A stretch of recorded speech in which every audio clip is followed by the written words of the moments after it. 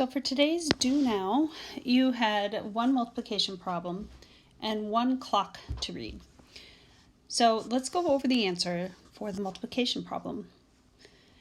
As you notice, there's only one number on the bottom, but there's four numbers on top. So what I'm looking for to see if you can carry over the lessons that we've been working on for the last several weeks on how to do multiplication. Remember, we're just adding one more number on top. So that means that the 3 is going to be multiplied first by the 4, and then the 3, and then the 5, and then the 6.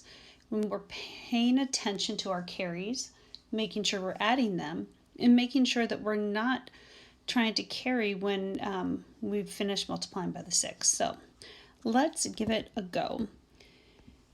So we're starting in the 1 space, and it's the only number, so that makes it easy.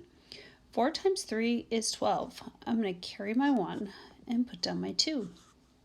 3 times 3 is 9, plus 1 more is 10. I'm going to carry my 1 and put down the 0. 3 times 5 is 15, plus 1 more is 16. I'm going to carry the 1 and put down the 6.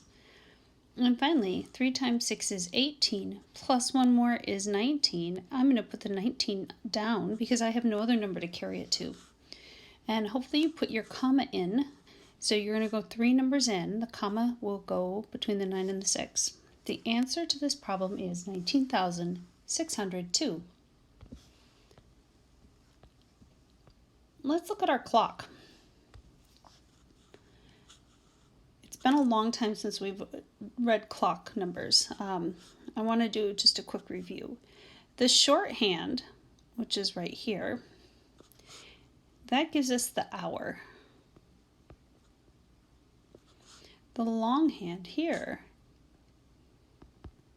gives us the minutes. This other hand over here gives us the seconds. So when we look at the shorthand, we see that it runs between the 1 and the 2. Because a clock runs this direction, we think about where that shorthand falls in terms of when it's 1 o'clock. So if it were to be 1 o'clock and the shorthand was pointed directly at the 1 and the long hand at the 12, that would be 1 o'clock. Now we're still in the hour of 1, so our shorthand is still between 1 and 2, so that means that our time is going to start with 1. And then we put our 2 dots to separate the hour and the minutes. Now let's look at the minute hand. We think of these numbers on the clock in terms of minutes.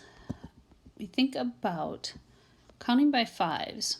So at the very top is where we would just put 00 because there's no minutes. When we're at the 1, it is 05 for 5 minutes. At the 2, 10. At the 3, 15.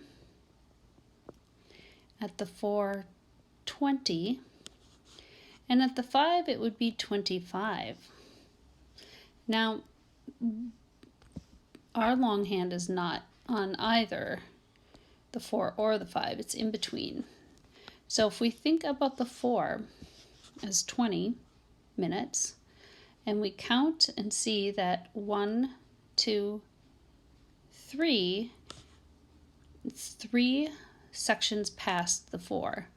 So that makes it 1:23.